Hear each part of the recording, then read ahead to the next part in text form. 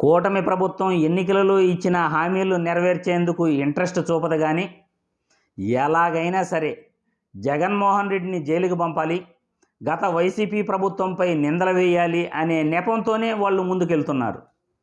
అందులో భాగంగానే ఆదానీపై అమెరికాలో కేసు పెడితే ఆంధ్రప్రదేశ్లో జగన్మోహన్ రెడ్డిపై నిందలు మోపుతున్నారు.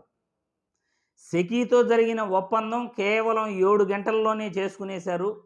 1.10 లక్షల కోట్ల ఒప్పందాన్ని అంత ఆతృతగా చేసుకోవాల్సిన అవసరం ఏముంది?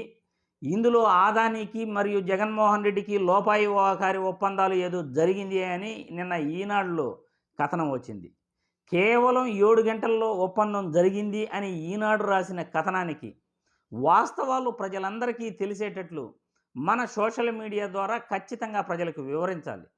అసలు ఏం జరిగింది? ఈ సెకీ ఒప్పందం రాష్ట్ర ప్రభుత్వానికి కేంద్ర ప్రభుత్వానికి మధ్యలో ఏం జరిగింది అనేది వాస్తవంగా కూలంకుషంగా మీ అందరికీ వివరించే ప్రయత్నం చేస్తాను. కేంద్ర ప్రభుత్వ సంస్థ అయిన solar energy corporation of India అంటే సెకీ ఈ సోలార్ విద్యుత్ కొనుగోలుపై సెప్టెంబర్ 15వ తేదీ 2021లో రాష్ట్ర ప్రభుత్వానికి ఒక లేఖ రాసింది. అత్యంత చౌకగా సోలార్ విద్యుత్తు ₹2.49 ఇస్తాము అని, దీనిపై వీలైనంత త్వరగా రాష్ట్ర ప్రభుత్వం నిర్ణయం తెలియజేయాలని కోరుతూ ఆ లెటర్ రాష్ట్ర ప్రభుత్వానికి పంపడం జరిగింది. ఆ లెటర్ వచ్చిన మరుసటి రోజు సెప్టెంబర్ 16వ తేదీ 2021 అప్పటి రాష్ట్ర ప్రభుత్వం కేబినెట్ సమావేశం జరిగింది.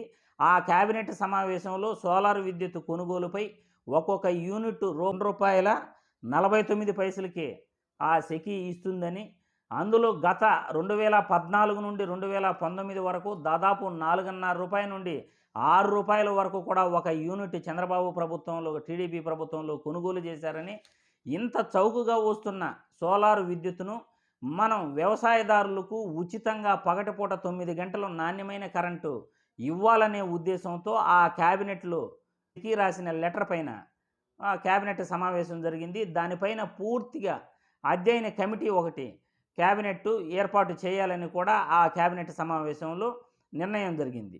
ఆ నిర్ణయం జరిగిన తర్వాత దాదాపు 2.5 నెలల కాలం ఆ కమిటీ పూర్తి అధ్యయనం చేసి, ఆ అధ్యయనం చేసిన తర్వాత అక్టోబర్ 25వ తేదీ 2021 సెకీ ఒప్పందానికి అనుకూలంగా కమిటీ నివేదిక తయారు చేసింది. అక్టోబర్ 28వ తేదీ క్యాబినెట్ ముందుకు ఆ కమిటీ నివేదిక వచ్చింది. సుదీర్ఘ చర్చ తర్వాత ఆ క్యాబినెట్ సమావేశంలో ఏపీఈఆర్సీ నుండి ఆమోదం కోసం డిస్కమ్లకు క్యాబినెట్ ఆ యొక్క కమిటీ నివేదికను పంపడం జరిగింది. నవంబర్ 8వ తేదీ 2021 ఏపీఈఆర్సీ ఆమోదం కోసం డిస్కమ్లకు దరఖాస్తు చేశారు. నవంబర్ 11వ తేదీ ఏపీఈఆర్సీ ఆ కమిటీ ఇచ్చిన నివేదికను ఆమోదించింది. డిసెంబర్ 1వ తేదీ 2021 కేంద్ర ప్రభుత్వ సంస్థ అయిన సెకీతో రాష్ట్ర ఒప్పందం డిస్కమ్ల ద్వారా జరిగింది. ఏపీఈఆర్సీ డిస్కమ్ల ద్వారా 2021 డిసెంబర్ 1వ తేదీన ఈ ఒప్పందం జరిగింది. ఇందులో ఈనాడు రాసిన కథనం ప్రకారం 7 గంటల్లో ఒప్పందం ఎక్కడ జరిగింది?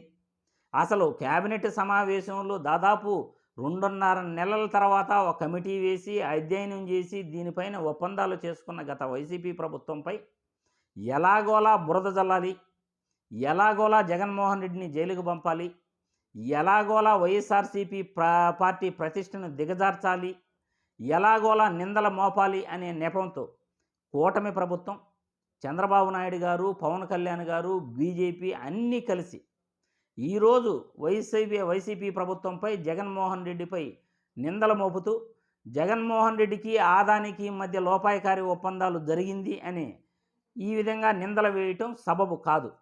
ఆ లెక్కన 2014 నుండి 2019 మధ్యలో ఒక్క యూనిట్ ₹4.5 నుండి ₹6.5 వరకు చంద్రబాబు నాయుడు కొనుగోలు చేశారు ఆయన ప్రభుత్వంలో. అంటే ఎన్ని వేల కోట్లు ఆదాని దగ్గర ఈయన ముడుపులు తీసుకున్నారో ప్రజలకు ఆయన వివరించగలరా, చెప్పగలరా? చంద్రబాబు నాయుడు గారు ఈ విద్యుత్ కొనుగోలులో 2014 నుండి 19 వరకు ఎన్ని వేల కోట్లు ముడుపులు తీసుకున్నారు? ₹4.5 నుండి ₹6.5 వరకు ఎందుకు అంత ఎక్కువ రేటుకు కొనుగోలు చేయాల్సి వచ్చింది?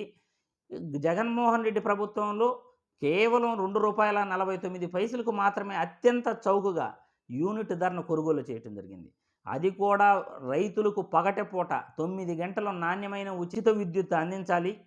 సుమారు 10,000 కోట్లు రాష్ట్ర ప్రభుత్వం చేతిలో నుండి ఖర్చవుతుంది అనే ఉద్దేశంతో రైతులకు మేలు చేసేందుకు ఈ సోలార్ విద్యుత్తును సెకీ నుండి ఒప్పందం చేసుకోవటం, ఆ సోలార్ విద్యుత్తును రైతులకు ఉచితంగా నాణ్యమైన విద్యుత్తు ఇచ్చేందుకు ఈ ఒప్పందం జరిగిందే కానీ, ఈనాడు రాసిన కథనం ప్రకారం కూటమి ప్రభుత్వ నాయకులు ఆరోపించినట్లు ఎక్కడ కూడా ఆ సెకీ ఒప్పందంలో 7 గంటలకే ఒప్పందం జరగలేదు. దీనిపైన పూర్తి అధ్యయనం జరిగింది అని ప్రజలందరికీ తెలియజేయాలనే ఉద్దేశంతో నేను మీ ముందుకు రావటం జరిగింది. ఇకపోతే ప్రతిరోజు కూడా ఏదో ఒక వంకతో జగన్మోహన్ రెడ్డిపై నిందలు రాయటమే ఈ ఎల్లో మీడియా పని. ప్రతిరోజు కూడా ఏదో ఒక కథనాన్ని తీసుకొస్తారు.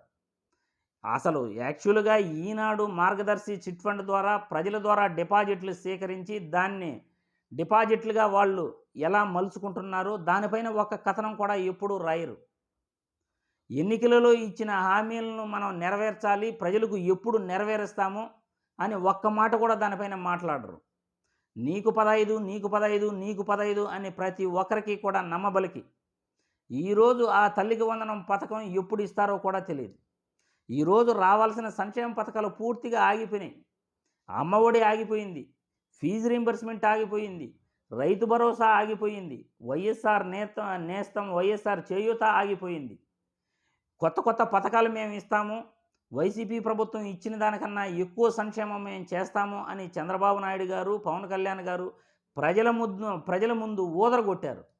మరి ఆ ఎన్నికల హామీలు ఏమైపోయాయి అని ఈ వీడియో ద్వారా నేను ప్రశ్నిస్తున్నాను. ప్రతిరోజు కూడా బురద జల్లే పనిలో మీరు ఉంటే, ఇదే విధంగా ఎలాగోలా జగన్మోహన్ రెడ్డిని అప్రతిష్ట పాలు చేయాలి అని మీరు అనుకుంటే ఎల్లకాలం ప్రభుత్వం అయితే ఉండదు. భవిష్యత్తులో వైఎస్ఆర్సీపీ పార్టీ అధికారంలోకి రావటం ఖాయం. కానీ ఇంతకన్నా ఎక్కువగా మీరు చేసిన తప్పులే మళ్ళీ మీకు పునరావృతం అవుతాయి. మీరు చేసిన దానికన్నా ఎక్కువగా మీరు బాధపడాల్సి వస్తుంది అని ఈ వీడియో ద్వారా ప్రతి ఒక్కరికి కూడా నేను కూటమి ప్రభుత్వ నాయకులకు, ఎల్లో మీడియాకు కూడా ఈ వీడియో ద్వారా తెలియజేస్తున్నాను. అబద్ధపు వార్తలతో ప్రజల్లో అభద్రతాభావం కలిగించి ప్రజలను నమ్మబలికే మీరు ఇచ్చిన ఎన్నికల హామీలు ఇప్పటి వరకు నెరవేర్చుకోలేదు. కానీ మళ్ళీ ఇటువంటి ఆరోపణలు చేయటం, ప్రజలను పక్కదారి పట్టించేందుకే ఇటువంటి ఆరోపణలు చేయటం మంచిది కాదు అని ఈ వీడియో ద్వారా తెలియజేస్తున్నాను.